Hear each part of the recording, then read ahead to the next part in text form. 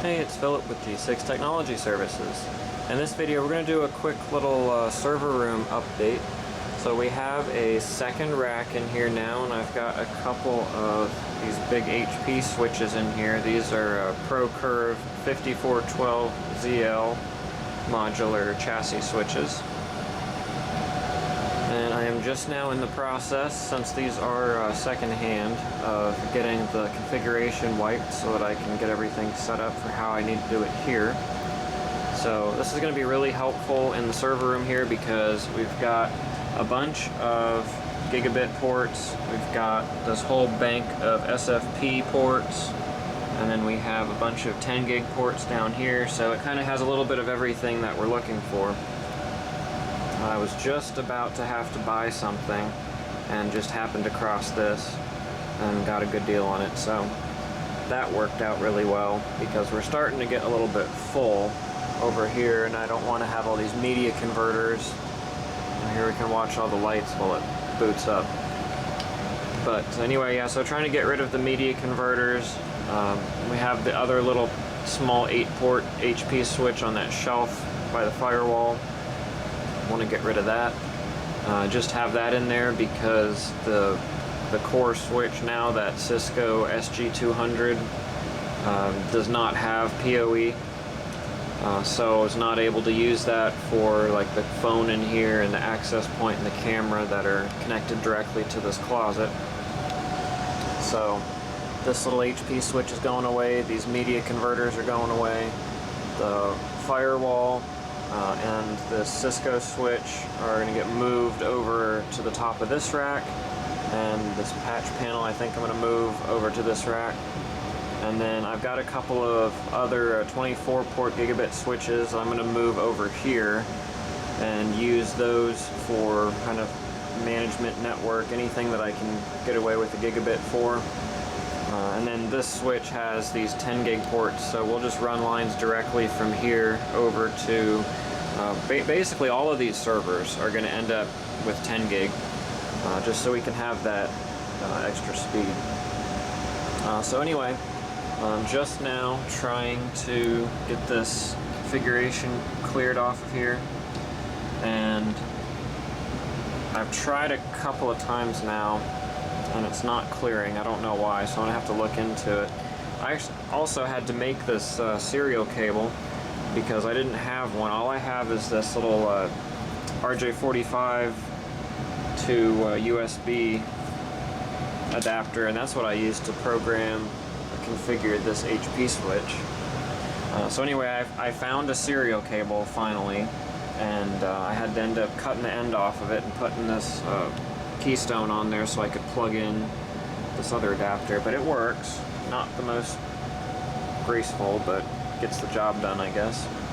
So now I'm just trying to clear the configuration on here. It's just giving me errors on these power supplies because I only have one of them plugged in right now. But it still has the configuration from the previous installation on there, and I've tried.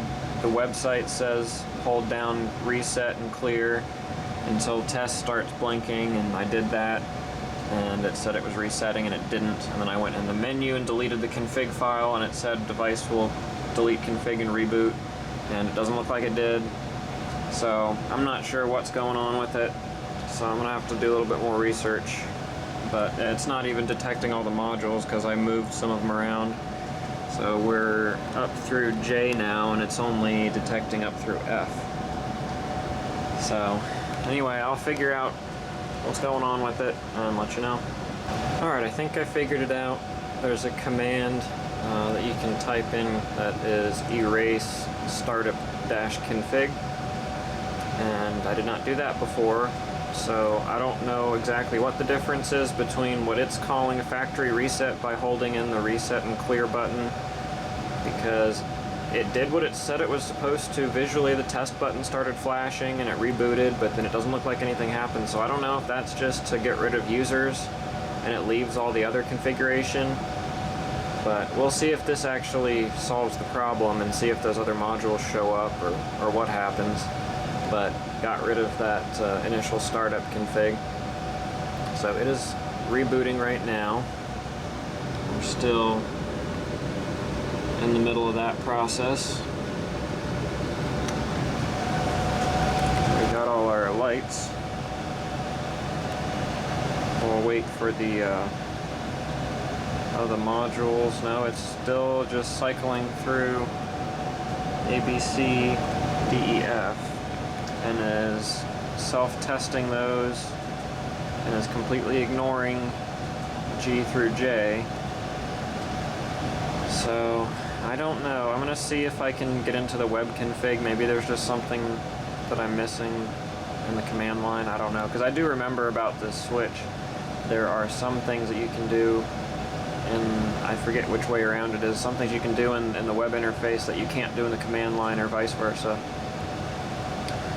So I would think that you could do basic things like restoring the configuration. So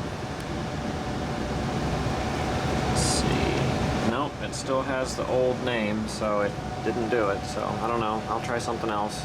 Alright, it's rebooting again. I just deleted something else. There was the first one that delete startup config didn't seem to do it, so I deleted config 1. So I don't know if those are two separate things or if one is just an alias for the other, how that really works. So we'll see if that did it. Alright, there's another option. I just did erase all, which says that it will delete all management module files except for software images. So hopefully that'll do it. We're still starting up. And then I guess the key indicator will be if it detects the new modules. So we'll see if it does that. Alright, well, success. So it looks like there's two things that were going on. One, the command delete all or erase all did work to reset the config. And then the reason that these other modules weren't showing up, apparently I did some research, and you have to have at least 2 power supplies if you have more than 6 modules, or they just won't show up. So I just plugged another power supply in and they're there now. So that's not immediately obvious, so I don't know. Whatever, that fixed it. So looks like we do have all of our modules present, and it did pull an IP from DHCP, so it looks like I can start getting this configured. So we'll go ahead and do some basic setup, and what I'm going to do, I think, to begin with, is set up basically one of these ports as a trunk port with all the VLANs on it that I would need to connect it to the firewall, but then I'll just set up another port on this Cisco switch with all the same VLANs. So then I can actually start using this, but I don't have to take this one offline yet. And I can just change the connection over from the firewall to one switch or the other whenever I'm ready to, and they'll both have all the VLANs trunked across correctly. And then in the meantime, I'll be able to maybe move the fiber over and get rid of the media converters. And actually, there's another thing that I just thought of. There's a command that I want to test out to see if it works that will allow for unsupported SFP modules. I do have one ProCurve module here, but I have a lot of other ones that, like all the ones that are here, just 1, 2, 3, 4 of them right here, that are either like TP-Link or Unify or something. So I don't want to have to go buy a bunch of ProCurve SFPs off of eBay because it didn't come with the rest of them. So I want to see if I can get it to accept the unsupported ones and then just reuse what I already have. There's no reason not to do that, as long as, you know, it says unsupported, but it should be compatible still. And the hardware quality I'm not worried about, because that's what I'm using here and they're fine. It's not like super mission critical anyway. So I'm going to try to do that, and we'll see if that works real quick.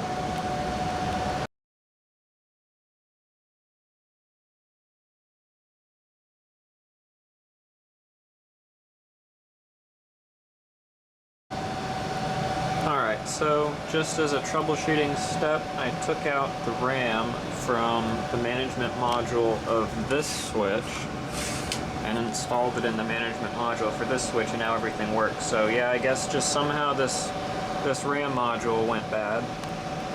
So that's unfortunate because I don't have any more like this. This is pretty old, or just kind of lower spec, original DDR, and I do not have that, so I'm gonna have to try and find some on eBay, I guess. And then we'll have both switches fully functional. So this one is in the middle of restoring right now, or factory default. I just erased all the config files and it's rebooting.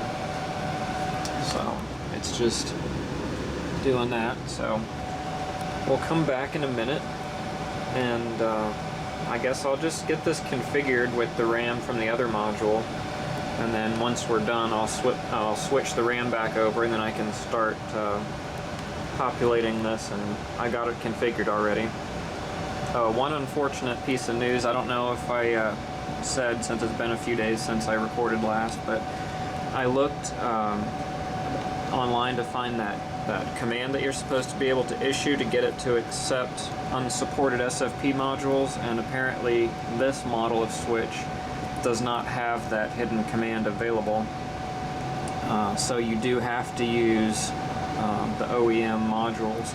Or I actually found out that FS will sell their own modules, but they flash custom firmware that kind of tricks the switch into thinking it's an HP module. And they're a lot cheaper than the OEM modules, and I trust them well enough. This isn't like super critical infrastructure where I would just want to stick with all the OEM stuff and have it all under warranty. These switches are really old anyway, so it's perfectly fine for my application here.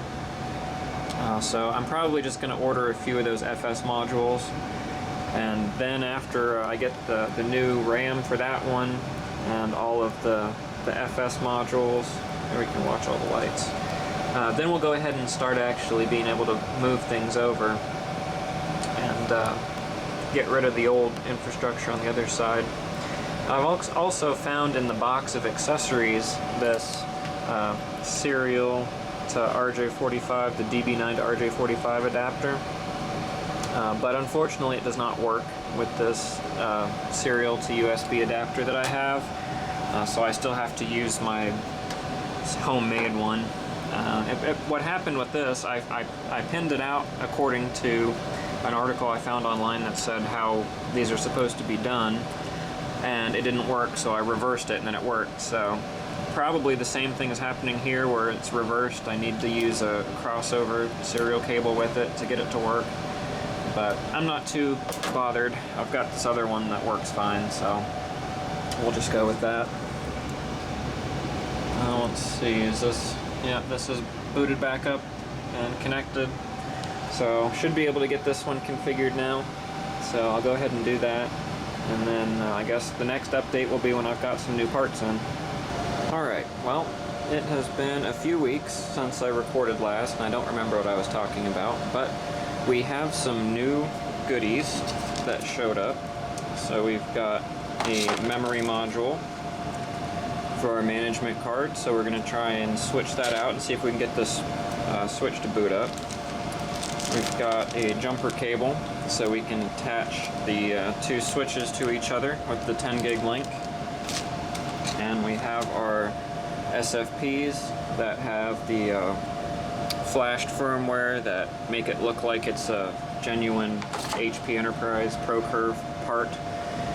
Since it's vendor locked and I wasn't able to get the allow unsupported module command to work, so it did come with one genuine module, but I'm going to try and get the rest of those working because they're cheaper.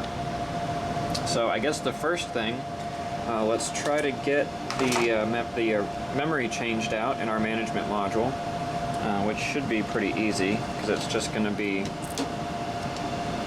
changing out a DIMM. Let me, oh, there we go. So we're just exchanging this one with the other one, so should be a piece of cake. not maybe trying to do it one-handed, but okay, get that out of there. Try to get our new one.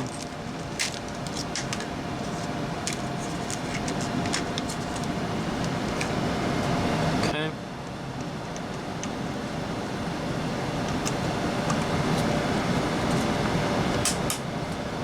There we go.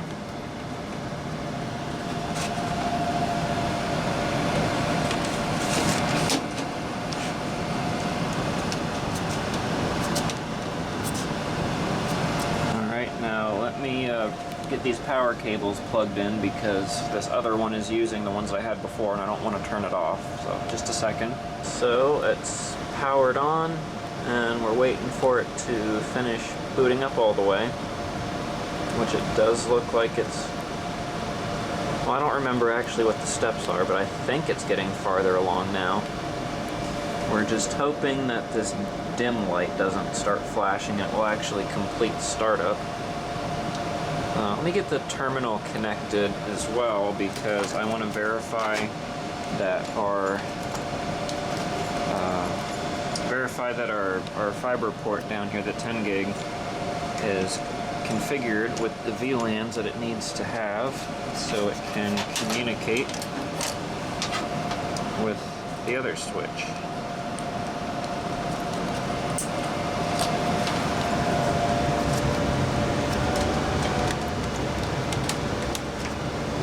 Oh, it'd help if I didn't try to plug that into the HDMI port. Alright. Let's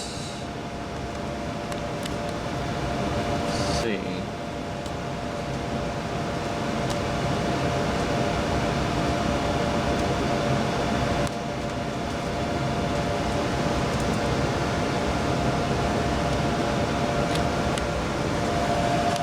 Alright, well it is doing some things, so that is a good sign. Still trying to get, oh, there we go, connected. Okay. Good. So that is connected. And we're booting up. And it looks like it's finished. Perfect. So let me check these VLANs real quick. Alright, it was not configured, so now it is. So we're going to go ahead and plug in our modules. And then get our cables, gotta get the dust caps off. Plug that in.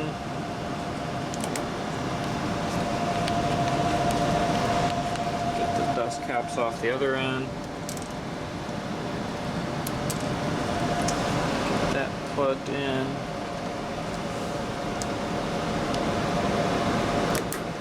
There we go. Okay, we got blinky lights, so that is good. So I'm going to go into the other room and make sure I can get to both switches. Alright, yep, I am able to get to both of them, so that's good. Now I can do most of my configuration remotely. We have this switch and then the other one, because the one on the bottom here I haven't set up with the password yet, so that one just logged right in. So this port is configured, well, first of all, this switch is configured with all of the VLANs that are in use here on the network, which there's like 30 or 40 of them. And this port is set to have all of them trunked. And this one and this switch only has the management VLAN on it, so I have to go add all the rest of the VLANs and then have them trunked on that port. And then we can start populating it. Actually, I'm going to hold off on that because I do need to go get some battery backups for these because they take 10 years to turn on once the power goes out, and we do get little power glitches here every once in a while. And I'm currently at capacity in the other rack over here with, I don't think you can really see, but we just have these little ones. I don't have any fancy rack mount ones yet because they're kind of expensive and I'm being cheap. So I'm just going to grab another, probably two, like 600 to 1100 or so VA, and try and kind of, I don't know, stagger the power supplies, so there's 3 on each, so it's kind of hard to do. And you have to have, I think, at least 2 power supplies to retain full functionality. So I guess that really doesn't help me much. If I have 2 in one backup and 1 in the other, if the first one fails, even though there's 1 power supply still plugged in, it's going to shut down. So now I'll just have 1 per switch. And maybe I've got extra power supplies for these, so I'll probably eventually populate the 4th one, and then I can have 2 in one backup and 2 in the other, and that way if one of them dies, the switch will stay on. So let's see, what else do we want to do? So that's going to be it for now. I'm just going to end this video here. It was pretty much just getting these things set up and working. Then I'll do another, like, part 2, where we're actually going to move everything over once I get the battery backups. And I'm going to have to do some cleanup with my cabling, because I've got these fiber lines that are kind of just stuck over here all zip tied up, and they just run over up through here. So I'm going to need to undo all that, cut some zip ties. There's going to be some outages while I'm working on it, so I'll have to try to find the best time to do that. And then I will come back when we're ready and do that part 2. So anyway, I hope that you enjoyed this video, and if you did, make sure to subscribe so you don't miss the next part. I'm not sure quite when it's going to be yet.